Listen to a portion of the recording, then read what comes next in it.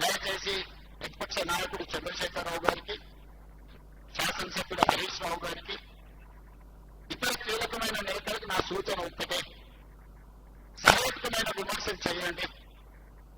చౌకబారు విమర్శలు రాజకీయాల కోసమో లేకపోతే ఏదైనా మీ కారణాల చేత మీరు అబద్ధాలు చెప్తే ప్రజలు నమ్ముతారు అని అనుకుంటే ప్రజలు వరుసగా తీర్పులు ఇచ్చుకుంటూ వచ్చింది. ఇక ప్రజల్ని తప్పుపట్టడం మానేయండి. ప్రజలు విఘ్నం మీకు ఇచ్చినప్పుడు మీకు ఇచ్చారు. 94 నుంచి 2004 వరకు టీడీపీకి ఇచ్చారు, 2004 నుంచి 2014 వరకు కాంగ్రెస్ కి ఇచ్చారు, 2014 నుంచి దాదాపు 2024 వరకు టీఆర్ఎస్ కి ఇచ్చారు, ఇక్కడ నుంచి 2034 వరకు మాకు ఇవ్వబోతున్నారు. నేను మొదటి నుంచి అదే చెప్తున్నా, ఇప్పుడు కూడా అదే చెప్తున్నాను. మీరు ఏం చెప్పి పెట్టుకోకండి, ఆరోగ్యం కాపాడుకోండి, ఆరోగ్యవంతంగా ఉండండి.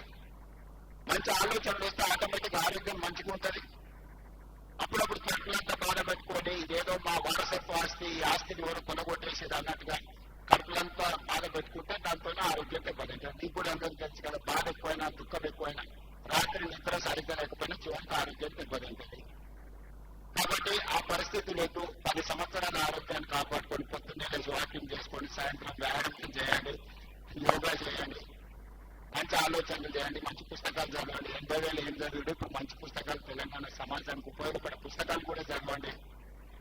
తక్కువకి ఎక్కువ కూర్చుని స్వామి గారి సూక్తులు వినండి, లోక కళ్యాణం కోసం మంచి ప్రవచనాలు వినండి. అంతే తప్ప ప్రజల మీద విషయం కట్టి మమ్మల్ని ఏదో శాపిస్తే ఏమి జరగవు.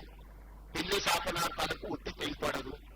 మీ శాపనార్థాలు ఎన్ని పెట్టినా నాకు సంతోషం. వాళ్ళు చాలా బాధతో మమ్మల్ని అంటున్నప్పుడు నాకు ఒక సాడిస్టిక్ ప్లేజర్ అంటారు కదా, తప్ప బాగుంది కదా అనిపిస్తుంది. ఎందుకంటే వాళ్ళ బాధ చూసినప్పుడు అంత బాధపడు మీకు అక్కర్లేదు. ఈ ప్రాజెక్టుని పూర్తి చేస్తాం.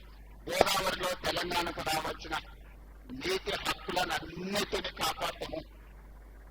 ఎవరికి ఎలాంటి చింత అక్కర్లేదు. నికర జలాలు, మిగులు జలాలు, వరద జలాలలో అన్నిట్లలో తెలంగాణ హక్కులను, అది గోదావరి కావచ్చు, కృష్ణానది కావచ్చు, హక్కులను కాపాడడమే కాకుండా ఇప్పటి వరకు అపరిష్కృతంగా ఉన్న సమస్యలను పరిష్కరించి ప్రాజెక్టులను అన్నిటిని కూడా నిర్మాణం పూర్తి చేస్తాం. మా శాయశక్తుల ప్రయత్నం చేస్తాం. ఎవరికి ఎలాంటి అనుమానము అవసరం లేదు, ఎవరికి ఎలాంటి చింత అవసరం లేదు. విషయాలు ఉంటే రేపు బడ్జెట్ సమావేశంలో ఖచ్చితంగా ప్రతిపక్షాలకు అవకాశం ఇచ్చి